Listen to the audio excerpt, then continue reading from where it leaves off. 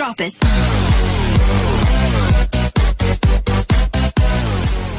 Halo, Assalamualaikum warahmatullahi wabarakatuh. Apa kabar teman-teman semua?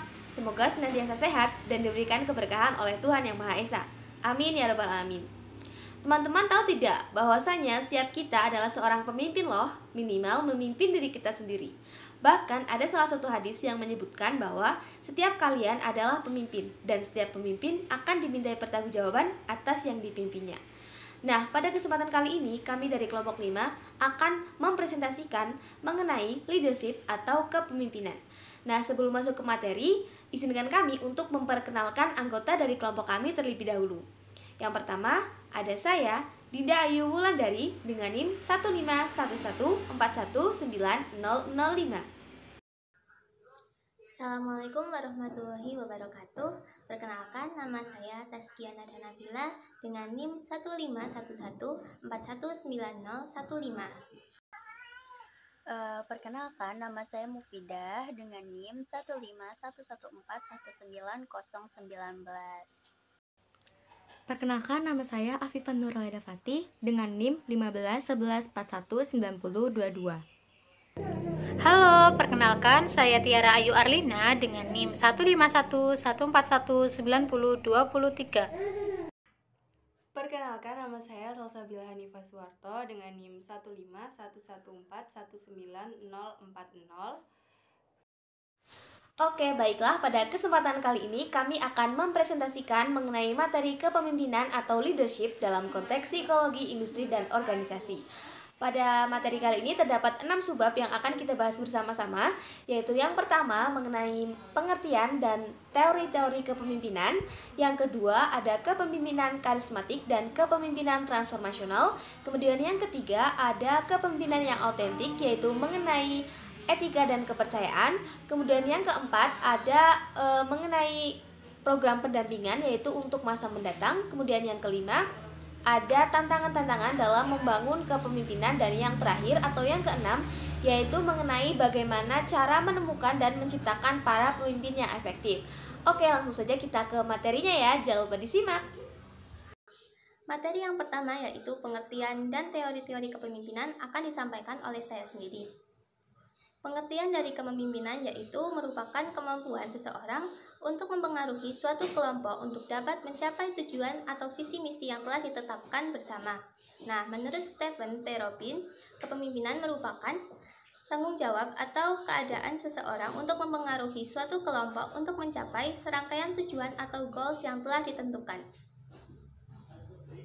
Kepemimpinan yang kuat dibutuhkan dalam organisasi dan perusahaan untuk menciptakan atau mencapai visi misi yang matang dan cara yang tepat untuk meraihnya. Dalam kepemimpinan, terdapat berbagai teori yang digunakan untuk mengkaji kepemimpinan, serta menunjang produktivitas dalam suatu organisasi ataupun perusahaan. Nah, beberapa teori tersebut diantaranya yaitu yang pertama, teori sifat atau traits theory, yang kedua, teori perilaku, yang ketiga yaitu teori kontingensi, dan yang keempat yaitu teori pertukaran anggota dan pemimpin. Yang pertama yaitu teori sifat atau traits theory. Teori ini juga disebut sebagai The Great Math Theory yang berkembang dan populer pertama kali di negeri Yunani dan Romawi. Nah, teori ini menjelaskan bahwa kepemimpinan itu dilahirkan dan bukan diciptakan, dilatih, ataupun diasah. Menurut Peter G. Nordhaus, terdapat 5 sifat yang dapat dikategorikan sebagai kepemimpinan, yaitu yang pertama, intelijensi. Pemimpin cenderung memiliki intelijensi yang lebih kuat dalam hal berbicara, menafsirkan, bernalar, dibandingkan anggota-anggotanya. Yang kedua yaitu kepercayaan diri. Nah, pemimpin memiliki kepercayaan diri yang lebih tinggi dibandingkan anggotanya, sehingga ia dapat mempengaruhi dan memimpin para anggotanya. Yang ketiga yaitu determinasi, merupakan hasrat menyelesaikan pekerjaan yang meliputi ciri seperti inisiatif, kegigihan, dan cenderung menyetir orang lain atau mengontrol orang lain sehingga dapat mencapai tujuan bersama. Yang keempat yaitu integritas. Integritas merupakan kualitas kejujuran yang dapat dipercaya sehingga seorang pemimpin memiliki upaya ataupun memiliki kemampuan untuk dapat dipercaya dan diberikan kepercayaan oleh para anggotanya. Dan yang kelima yaitu sosiabilitas. Sosiabilitas merupakan kecenderungan pemimpin untuk menjalin hubungan yang baik dengan para anggotanya, seperti memberikan perhatian kepada anggotanya sehingga anggota merasa diayomi dan dapat memberikan kepercayaan kepada pemimpinnya. Nah, selain dari sifat-sifat tersebut, terdapat juga sifat lainnya yang sebaiknya dimiliki oleh pemimpin, yaitu kecerdasan emosional. Karena tanpa adanya kecerdasan emosional, pemimpin tidak dapat mengelola emosinya dan memberikan empati ataupun simpati kepada orang lain. Padahal hal ini tuh bisa sangat diperlukan untuk berlangsungnya perusahaan ataupun organisasi yang sedang ia pimpin. Serta dengan adanya kecerdasan emosional dapat membantu pemimpin untuk mensejahterakan kelompok yang ia pimpin dalam proses mencari tujuan dan mencapainya, serta meningkatkan kualitas kinerja dari anggota-anggotanya. Yang kedua yaitu teori perilaku.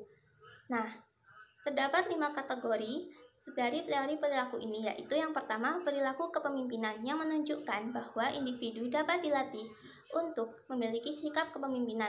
Nah, teori ini membantah teori yang pertama tadi, yaitu teori sifat atau traits theory. Yang kedua yaitu memprakarsai struktur, merupakan sejauh mana seorang pemimpin akan mendefinisikan serta mengolah struktur dalam kelompoknya serta peranan-peranan yang akan mereka tempuh atau mereka jalani. Yang ketiga yaitu keramahan, merupakan sejauh mana hubungan pekerjaan seseorang dibentuk dan dikembangkan oleh rasa saling percaya, saling menghargai, serta saling menghormati antar anggota maupun pemimpin dan anggota. Selanjutnya yaitu pemimpin yang berorientasi pada pekerja. Nah, dalam teori ini menunjukkan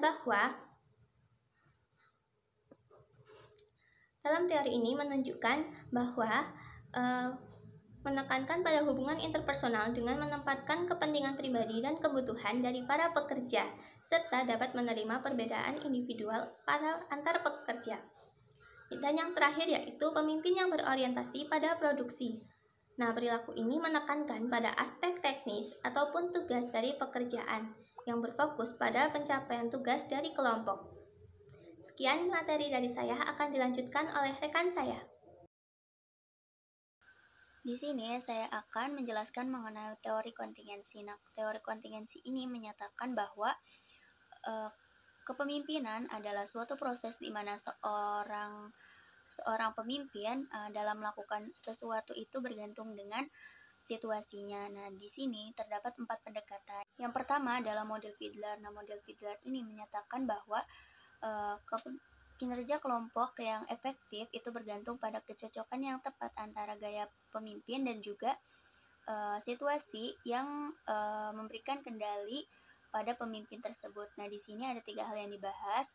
Nah, yang pertama adalah mengidentifikasi gaya kepemimpinan. Fiedler mengidentifikasi gaya kepemimpinan menggunakan sebuah kuesioner mengenai rekan kerja yang paling tidak disukai. Nah, dalam kuesioner ini didapatkan hasil bahwa seseorang yang mendapatkan hasil atau skor yang tinggi dalam kuesioner ini itu menunjukkan bahwa pimpinan berorientasi pada hubungan. Nah, sebaliknya jika mendapat skor yang rendah maka menunjukkan pimpinan berorientasi pada tugas. Yang kedua ada mengidentifikasi situasi. Nah, dalam mengidentifikasi situasi ini dibagi menjadi 3 dimensi. Yang pertama, hubungan pimpinan anggota. Keadaan ini adalah keadaan di mana seorang pemimpin memiliki bawahan yang setia dan mendukung. Yang kedua, ada struktur tugas. Nah, struktur tugas ini yaitu kondisi di mana terdapat prosedur dalam pengerjaan tugas atau penyelesaian tugasnya. Nah, yang ketiga yaitu kekuatan posisi. Nah, kekuatan posisi ini adalah keadaan di mana bawahan dapat mengevaluasi kinerja serta memberikan penghargaan dan hukuman kepada para pengikutnya. Ketiga adalah mengkombinasi atau mencocokkan para pemimpin dan situasi. Nah, dalam hal ini Fiedler mengkombinasikan 3 dimensi di atas yang menghasilkan 8 situasi yang kemudian diringkas menjadi 3 situasi. Yang pertama, situasi menguntungkan, yang kedua memberi bobot situasi, dan yang ketiga kesesuaian situasi dan juga gaya. Nah, yang kedua ada teori kepemimpinan situasional. Nah, teori kepemimpinan situasional ini menyatakan bahwa kepemimpinan yang berhasil itu bergantung pada pemilihan gaya pemimpin yang tepat dan juga kesiapan dari para pengikutnya. Nah, di sini ada 4 perilaku dari para pengikut. Nah, yang pertama ada pengikut yang tidak mampu dan tidak bersedia. Nah, di sini pemimpin harus bersedia untuk menjelaskan dan juga memberikan pengarahan yang spesifik. Yang kedua ada pengikut yang tidak mampu tetapi bersedia. Nah, di sini pemimpin harus bisa memberikan orientasi kepada pengikutnya untuk mengkompensasi kekurangan kemampuan dari pengikutnya. Yang ketiga ada pengikut yang mampu tetapi tidak bersedia. Nah, di sini pemimpin harus menggunakan gaya kepemimpinan yang suportif dan partisipatif. Nah, yang keempat adalah pengikut yang mampu dan bersedia. Nah, dalam situasi ini, pemimpin tidak perlu melakukan banyak upaya. Teori yang ketiga yaitu teori jalur tujuan. Nah, teori ini dikembangkan oleh Robert House yang menyatakan bahwa pemimpin harus bersedia memberikan informasi, mendukung, serta memberikan sumber daya lainnya untuk mendukung tujuan. Dalam teori ini terdapat 3 prediksi. Yang pertama yaitu kepemimpinan yang mengarahkan. Nah, kepemimpinan mengarahkan ini akan menghasilkan kepuasan yang tinggi apabila diterapkan dalam pekerjaan yang ambigu dan banyak tekanan. Yang kedua ada kepemimpinan yang mendukung. Nah, kepemimpinan yang mendukung ini akan memberikan kepuasan yang tinggi apabila diterapkan pada pekerjaan yang terstruktur. Yang ketiga yaitu kepemimpinan yang partisipatif. Nah, dalam hal ini pemimpin sebelum memutuskan atau sebelum mengambil keputusan itu akan mempertimbangkan ide-ide dan saran-saran yang diberikan dari bawahannya. Selanjutnya saya akan menjelaskan mengenai teori pertukaran pimpinan anggota. Nah, teori ini menggambarkan pemimpin yang memiliki hubungan yang khusus atau istimewa dengan sekelompok kecil bawahannya. Dalam teori ini belum jelas bagaimana cara pemimpin untuk memilih atau mengkategorikan pengikut yang masuk dalam kelompok kecil tersebut. Belum jelas bagaimana pemimpin tersebut memasukkan pengikutnya ke dalam kelompok khusus, tetapi ada bukti bahwa anggota kelompok tersebut memiliki karakteristik, tingkah laku, dan kepribadian yang hampir sama dengan pemimpin tersebut, atau juga dengan cara memilih pengikut yang memiliki kinerja lebih baik dari pengikut lainnya. Baik, selanjutnya saya akan mencoba menjelaskan terkait kepemimpinan karismatik dan kepemimpinan transformasional. Apa itu kepemimpinan karismatik? Yaitu suatu kemampuan individu atau pemimpin dalam mewujudkan atmosfer motivasi atas dasar komitmen dan identitas emosional terhadap visi dan filosofi gaya mereka kepada bawahannya. Selain itu, seseorang dengan kepemimpinan karismatik ini juga akan menekankan kemampuan dalam menghubungkan tujuan-tujuan ideologis kepada visi mereka berupa nilai-nilai, cita-cita, dan aspirasi yang melekat dan dapat dirasakan oleh bawahannya.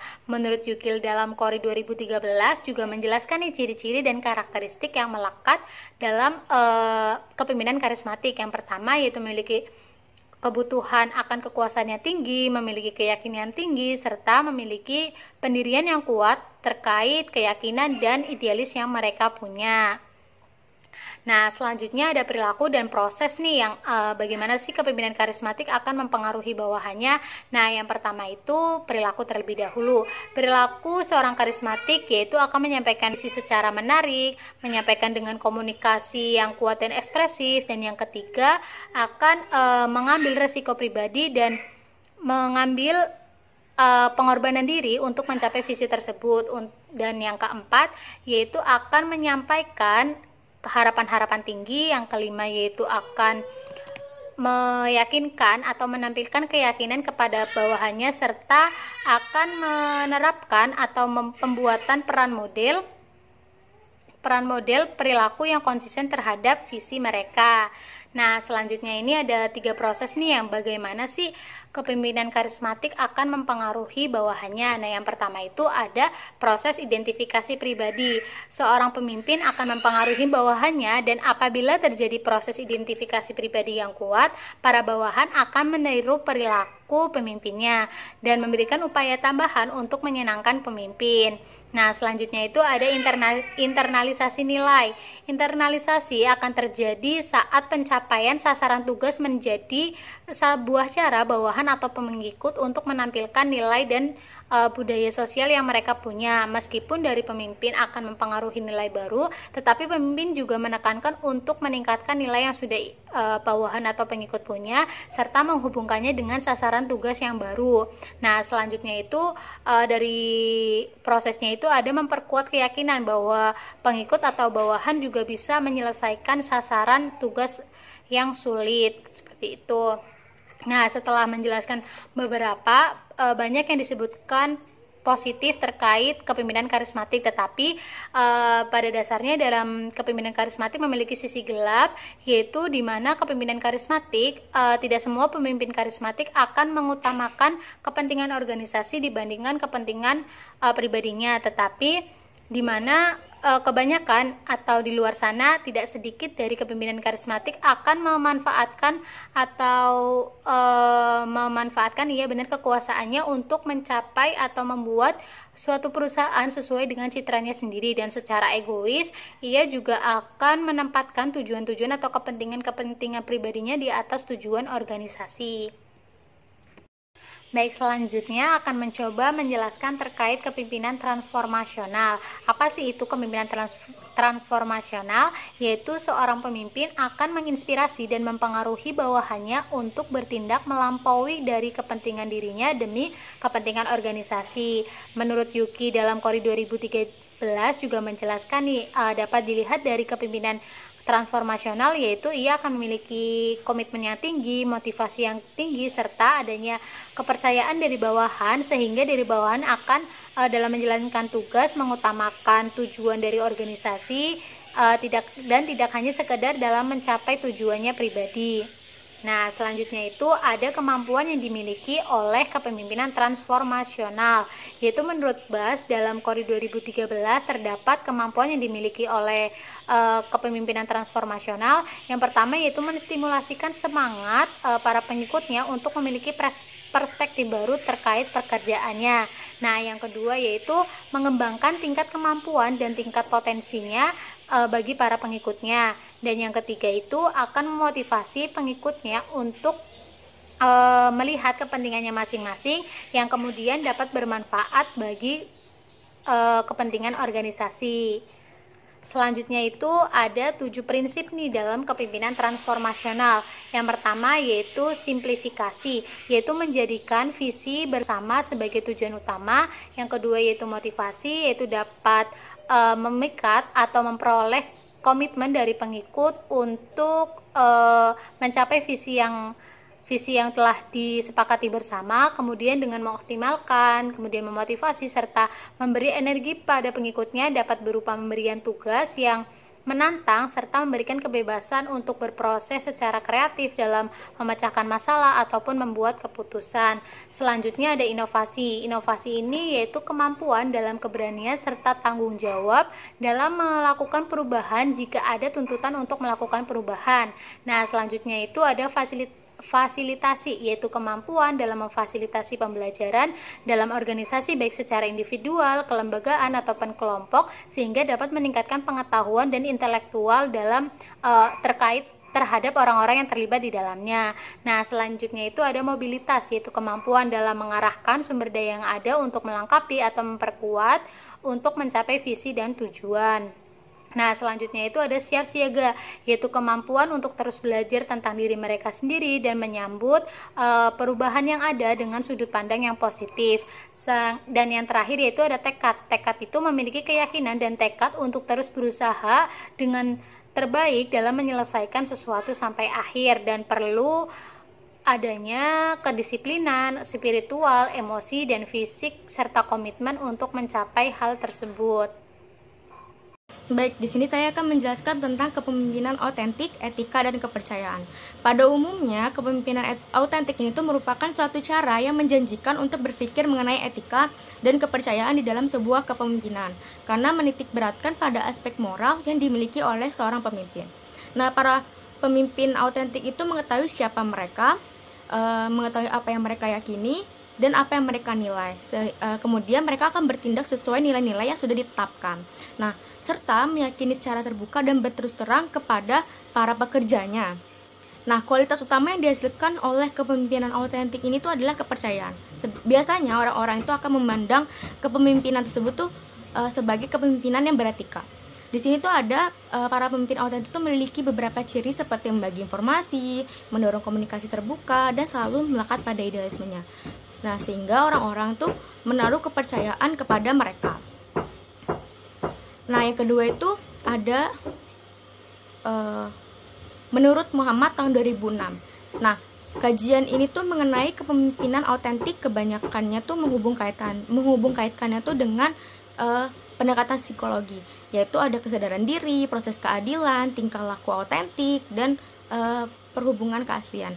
Nah, dari keempat itu tuh sudah dijelaskan tadi sebelumnya bahwa seorang pemimpin itu akan mengetahui siapa dirinya sebenarnya, lalu meyakini apa yang mereka terapkan dan bertindak sesuai apa yang mereka terapkan. Kemudian para pemimpin autentik itu juga harus memiliki sifat yang berterus terang kepada para pegawainya, sehingga itu terdapat dalam keaslian. Nah, yang kedua yaitu ada kepemimpinan yang beretika, yaitu digambarkan sebagai kepemimpinan yang transformasional. Nah, sebelumnya kan sudah dijelaskan oleh teman saya tentang kepemimpinan yang transformasional. Nah, di sini kepemimpinan yang transformasional itu memiliki implikasi etika. Ketika para pemimpinnya itu mengubah cara berpikir para pekerjanya.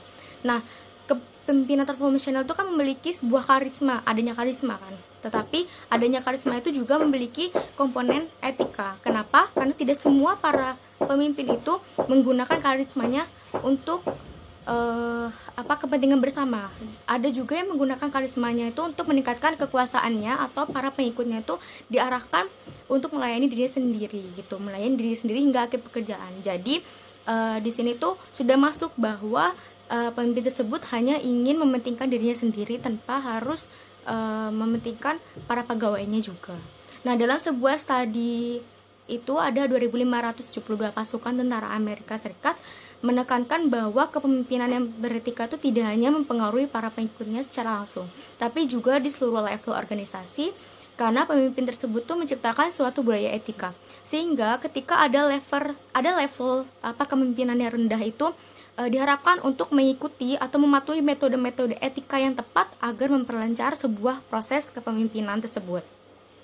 Lalu para pemimpin yang memiliki perilaku etis itu cenderung mempunyai pengikut yang lebih berperilaku kewargaan organisasi dan lebih bersedia untuk mengarahkan permasalahan-permasalahan agar diperhatikan oleh para pemimpin. Jadi dia merasa percaya bahwa pemimpinnya itu bisa membantu masalah-masalah yang sedang terjadi gitu. Nah, riset juga mengatakan bahwa kepemimpinan yang beretika itu dapat mengurangi konflik interpersonal. Nah, yang ketiga ini tuh ada kepemimpinan melayani. Nah, kepemimpinan melayani itu merupakan sebuah konsep kepemimpinan etis yang diperkenalkan pertama kali oleh Robert K. Greenleaf sejak tahun 1970 dalam bukunya yang berjudul Servant Leadership. Nah, dalam bukunya itu beliau menyebutkan bahwa kepemimpinan yang melayani itu adalah suatu kepemimpinan yang berawal dari perasaan tulus yang timbul dari dalam hati, lalu berkehendak untuk melayani para pekerja atau para pegawainya, kayak gitu. Nah, di sini tuh ada Dr. Jim Laut. yang telah meneliti beberapa karakteristik dari kepemimpinan yang melayani itu. Ada 6 karakteristik. Yang pertama itu ada value people. Yang pertama itu ada value people, yaitu mempercayai orang lain. Nah, value people itu dapat diterapkan melalui kemampuan untuk memahami, merasakan perasaan anggotanya atau pekerjanya, lalu bisa mengetahui nih dari mana sih anggotanya atau para pekerja itu berasal dari mana kayak gitu. Dan kemampuan untuk melepaskan rasa bersalah anggota terhadap kesalahan yang dibuat pada saat pekerjaannya gitu, pada saat pekerjaan itu berlangsung gitu, sehingga nggak ada trauma yang dialami oleh para pekerjanya. Nah, value people ini tuh bisa mencakup beberapa unsur perspektif ya dari psikologis, yaitu membuat semua anggota tuh merasa diterima, terus dia merasakan adanya rasa kasih juga, terus dia merasakan adanya rasa memaafkan atas kepedulian terhadap pelanggaran atau kesalahan yang dibuat anggota pada saat melakukan sebuah pekerjaan. Jadi para anggota atau para pegawai itu tidak akan merasa tertolak ketika dia melakukan sebuah kesalahan seperti itu. Nah, lalu yang kedua itu ada develop people. Di sini itu adalah memberikan kesempatan untuk belajar dan berkembang.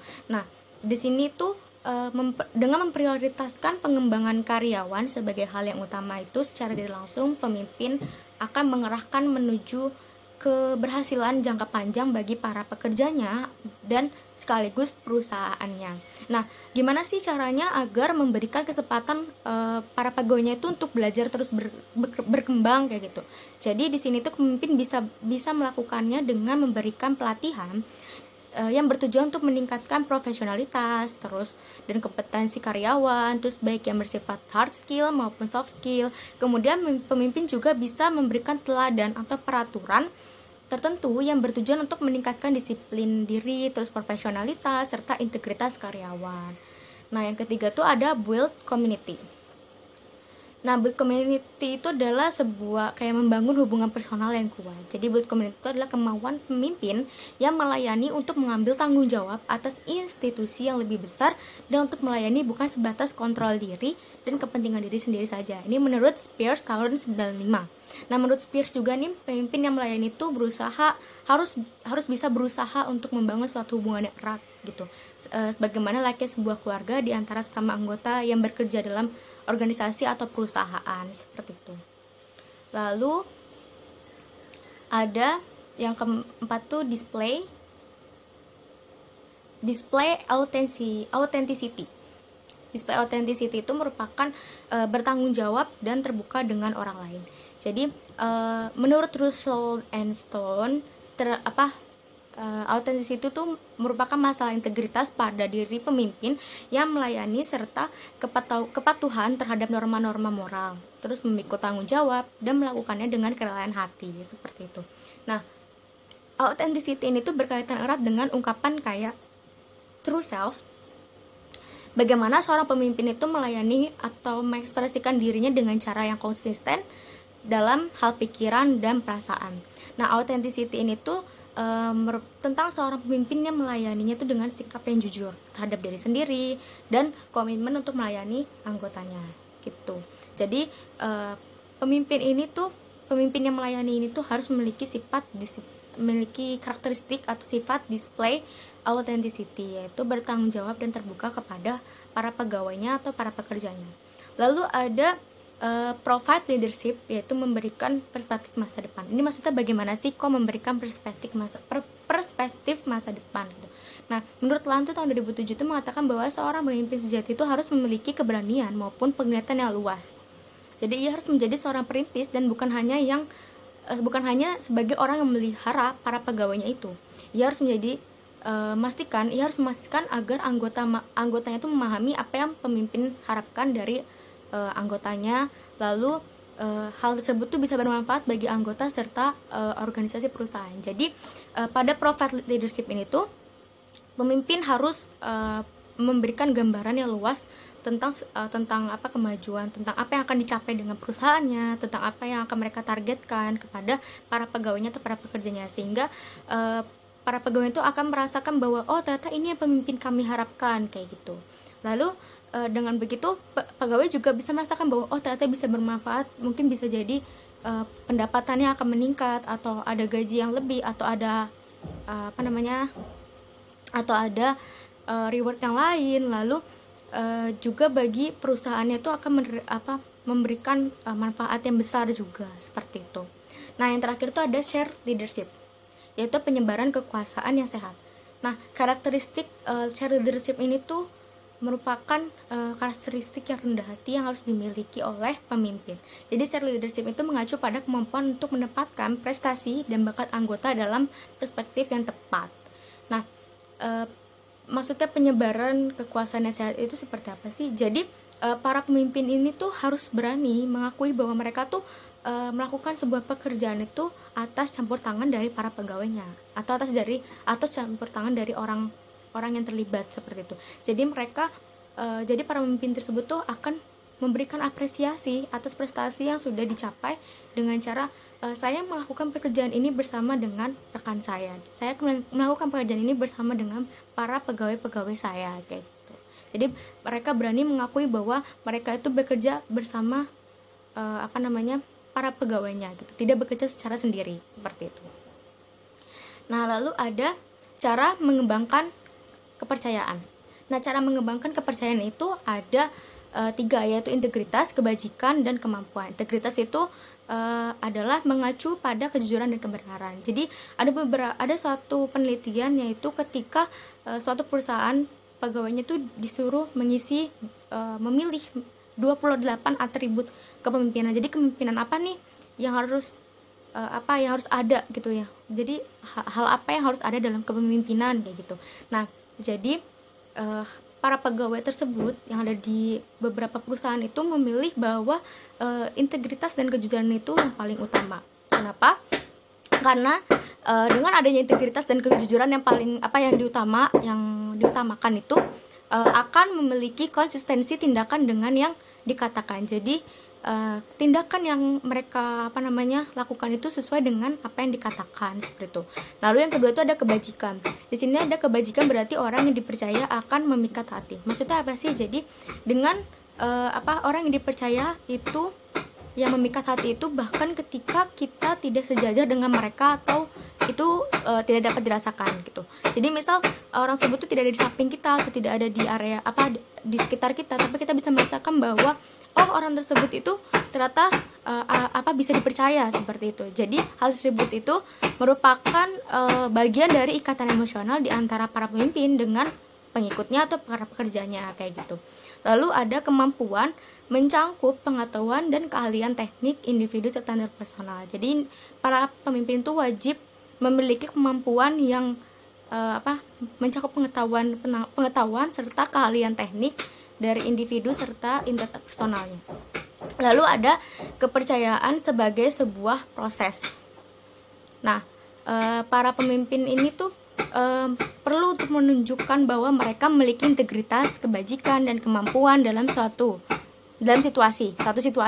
Riset terbaru itu dengan 100 perusahaan di seluruh dunia itu menyarankan bahwa para pemimpin dapat membangun kepercayaan dengan menggeser gaya komunikasi mereka yang bernuansa perintah atasan dengan menjadi bahan percakapan organisasional yang sedang berlangsung gitu. Ketika para pemimpin secara teratur menciptakan percakapan interpersonal dengan para pekerjanya, para pekerja mereka dengan akrab, interaktif dan inklusif, serta dengan sengaja mengikuti agenda para pengikutnya, dapat memperlihatkan bahwa kepercayaan tersebut tuh berada di level keterlibatan yang tinggi, seperti itu.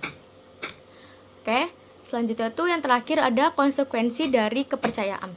Nah, di sini konsekuensi dari kepercayaan itu bukan suatu hal yang negatif, melainkan suatu hal yang keuntungan, yaitu ada 4. Yang pertama ada kepercayaan mendorong pengambilan resiko. Jadi, kapanpun para pekerja memutuskan untuk menyimpang dari cara yang biasa mereka lakukan, itu misalnya seperti supervisor meminta bahwa kita harus mengembangkan ini tapi dengan cara yang seperti ini, kayak gitu. Itu kan berarti mengambil sebuah resiko yang nantinya akan terjadi. Kita nggak tahu apakah akan berjalan dengan lancar atau ada hambatan segala macam. Nah, dengan adanya kepercayaan satu sama lain dari supervisor, dari para pekerjanya, mereka akan meminimalisir adanya resiko tersebut, yaitu mereka akan berjalan dengan enjoy dan melakukannya dengan dengan tanpa adanya bayang-bayang resiko tersebut. Lalu yang kedua itu ada kepercayaan memfasilitasi pembagian informasi. Nah, salah satu alasan para pekerja tuh gagal untuk mengekspresikan perhatian mereka di tempat kerjanya itu adalah karena mereka tidak merasa aman secara psikologis untuk mengungkapkan pandangan-pandangan mereka. Jadi mereka takut mengungkapkan masukan-masukan kepada para pemimpinnya kayak gitu. Nah, di sini para manajer atau supervisor itu memperlihatkan bahwa mereka memberikan gagasan dari para pekerja dengan mendengarkan secara adil, secara aktif, terus melakukannya perubahan. Nah, dari situ para pekerja akan lebih bersedia untuk menyuarakan pendapat mereka dan lebih merasa aman saat menyuarakan atau memberikan pandangan-pandangan mereka. Lalu yang ketiga itu ada mempercayai kelompok lebih efektif. Nah, ketika seorang pemimpin menerapkan suatu tanda kepercayaan dalam sebuah kelompok, maka para anggota akan bersedia untuk saling membantu satu sama lain dan menggerakkannya secara ekstra. Kenapa? Karena ketika mereka udah merasa nih, para pekerja ini merasa bahwa mereka dipercayai oleh para pemimpinnya, akhirnya mereka akan melakukan upaya secara ekstra agar para pemimpinnya itu semakin percaya kepada mereka. Lalu yang terakhir ada kepercayaan mendorong produktivitas. Nah, kepentingan yang mendasar dari perusahaan itu terlihat dari produktivitasnya kan. Nah, dari hal tersebut tuh produktivitas dari sebuah perusahaan itu dipengaruhi secara positif oleh kepercayaan. Nah, para pekerja yang mempercayai para supervisornya, kemudian sebaliknya para supervisornya itu mempercayai para pekerjanya, akan cenderung menerima peringkat kinerja yang lebih tinggi karena mereka saling sama mempercayai dan kinerja yang mereka lakukan pun semakin meningkat seperti itu. Kemudian penjelasan selanjutnya akan dijelaskan oleh teman saya. Terima kasih. Nah, yang selanjutnya ada mengenai program pendampingan. Nah, biasanya sebuah program atau hubungan pendampingan ini akan berkembang secara alami ketika pemimpin mengidentifikasi bahwa ada seorang pekerja yang kurang berpengalaman. Nah, kemudian seorang pembimbing ini merupakan senior yang menyokong dan mendukung anak didiknya yang kurang berpengalaman tersebut. Pembimbing dikatakan berhasil jika pembimbing ini merupakan pengajar yang baik. Seorang pembimbing biasanya akan menyajikan gagasan-gagasan yang jelas, mendengarkan dengan baik, dan berempati dengan permasalahan yang sedang dihadapi oleh anak didiknya. Namun sayangnya tidak semua pekerja berpartisipasi dalam sebuah hubungan pendampingan ini. Namun riset lebih lanjut telah menyarankan kepada para pemilik usaha untuk menetapkan program pendampingan karena hal tersebut sangat berguna untuk para pekerjanya. Nah, dalam perencanaan program ini sangat diperlukan sebuah komitmen dari pembimbing guna mencapai efektivitas program tersebut. Program pendampingan yang secara formal direncanakan akan berhasil jika pihak terikat terkait secara tepat dengan menyetarakan program tersebut, yaitu dengan menyesuaikan gaya kerja, kebutuhan, dan keahlian dari anak didik dan pembimbing. Nah, seorang pembimbing ini haruslah merupakan sosok yang kuat supaya dapat memberikan pengaruh bagi anak didiknya. Nah, kemudian yang selanjutnya yaitu mengenai tantangan dalam membangun kepemimpinan. Yang pertama adalah kepemimpinan sebagai sebuah atribut. Teori atribut kepemimpinan ini menyatakan bahwa kepemimpinan merupakan atribut yang dibuat orang atau seorang pemimpin mengenai individu-individu lain yang menjadi bawahannya. Misalnya, kita ini seringkali memberikan atribut kepada para pemimpin bahwa mereka merupakan orang yang cerdas, kemudian memiliki kepribadian yang ramah, keahlian verbalnya kuat, agresif, mudah memahami, dan memiliki sikap yang rajin. Tak jarang kita juga seringkali membuat asumsi secara demografis mengenai para pemimpin ini. Salah satu ringkasan dari studi meta-analisis menemukan bahwa banyak individu yang mempertahankan stereotip bahwa pria lebih memiliki karakteristik pemimpin daripada seorang wanita. Namun meskipun demikian, kecenderungan ini mulai menurun seiring berjalannya waktu. Nah, lalu di teori atribut ini menyarankan bahwa penampilan menjadi lebih penting untuk menjadi seorang pemimpin daripada sebuah pencapaian aktual. Jika seseorang ingin menjadi seorang pemimpin, maka mereka harus dapat membentuk persepsi bahwa diri mereka ini merupakan pribadi yang cerdas, menarik, mahir secara lisan, agresif, pekerja keras, dan konsisten. Maka dengan gaya tersebut, seseorang akan meningkatkan kemungkinan bagi para bos-bos mereka, kolega, maupun para pekerja untuk memandang mereka sebagai para pemimpin yang efektif. Nah, kemudian yang kedua yaitu ada substitusi dan menetralisasi kepemimpinan. Salah satu teori kepemimpinan menyatakan bahwa dalam banyak situasi, tindakan dari para pemimpin tidaklah relevan. Nah, pengalaman dan pelatihan di antara substitusi dapat menggantikan kebutuhan akan dukungan dari seorang pemimpin atau kemampuan untuk menciptakan struktur. Karakteristik organisasi yang memiliki tujuan secara eksplisit, aturan dan prosedur yang keras, dan kelompok kerja yang kohesif dapat menggantikan kepemimpinan yang formal, sementara bersikap acuh tak acuh terhadap imbalan organisasi dapat menetralisasi efeknya. Nah, penetralisasi ini menjadikan tidak mungkin bagi perilaku pemimpin untuk membuat beberapa perbedaan terhadap hasil dari pengikut. Nah, lalu yang terakhir, tantangan dalam kepemimpinan yaitu ada kepemimpinan secara online, yaitu mengenai bagaimana cara memimpin orang-orang yang secara fisik tidak bersama-sama. Nah, jadi para pemimpin yang secara online bekerja yaitu harus berpikir dengan hati-hati mengenai tindakan apa yang mereka inginkan dari sebuah pesan digital yang mereka kirimkan kepada para bawahannya. Nah, pemimpin ini akan menghadapi tantangan-tantangan yang unik, yaitu mengenai pengembangan dan mempertahankan sebuah kepercayaan. Kepercayaan yang didasarkan pada identifikasi atau identification based trust didasarkan pada saling memahami niat satu sama lain serta menghargai keinginan dan kehendak dari orang lain.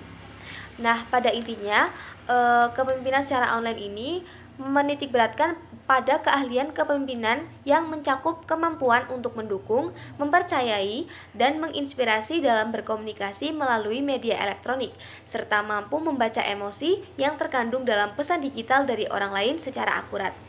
Nah, dalam komunikasi elektronik ini, kemampuan menulis cenderung menjadi perluasan dari keahlian interpersonal. Baik, untuk materi selanjutnya akan dilanjutkan oleh rekan saya. Dalam kesempatan kali ini saya akan membahas materi mengenai menemukan dan memilih pemimpin yang efektif. Pertama, memilih para pemimpin. Dalam memilih pemimpin, kita perlu proses identifikasi. Proses identifikasi ini dapat dilakukan dengan mengkaji ulang keterampilan, pengetahuan, keahlian yang diperlukan untuk menjadi seorang pemimpin. Selain itu, dalam proses identifikasi ini dapat juga menggunakan tes kepribadian. Tes kepribadian ini berguna untuk mengetahui sifat-sifat apa saja yang sesuai dengan kepribadian seorang pemimpin. Yang kedua, pelatihan para pemimpin. Pelatihan kepemimpinan akan berhasil apabila memperhatikan beberapa hal berikut. Yang pertama, pelatihan kepemimpinan akan cenderung berhasil apabila pesertanya memiliki tingkat pengawasan diri yang tinggi. Tingkat pengawasan diri yang tinggi akan membuat seseorang lebih mudah beradaptasi dengan lingkungan dan kondisi yang ada. Yang kedua, organisasi mengajarkan keahlian implementasi. Yang ketiga, pemimpin diajarkan keahlian menganalisis secara situasional. Dalam hal ini, hal yang dipelajari adalah bagaimana cara seorang pemimpin dapat mengevaluasi situasi yang ada dan dimodifikasi sesuai dengan gaya mereka. Yang keempat, pelatihan perilaku melalui pemodelan dapat meningkatkan kemampuan seseorang. Hal tersebut akan memperlihatkan kualitas kepemimpinan yang lebih berkarismatik. Yang kelima, pemimpin dapat dilatih supaya memiliki keahlian kepemimpinan transformasional.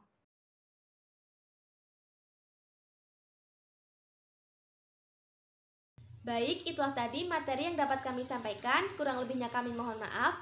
Kritik dan saran akan kami terima dengan senang hati. Semoga dapat bermanfaat. Sampai jumpa di lain kesempatan. Terima kasih atas perhatiannya dan wassalamualaikum warahmatullahi wabarakatuh.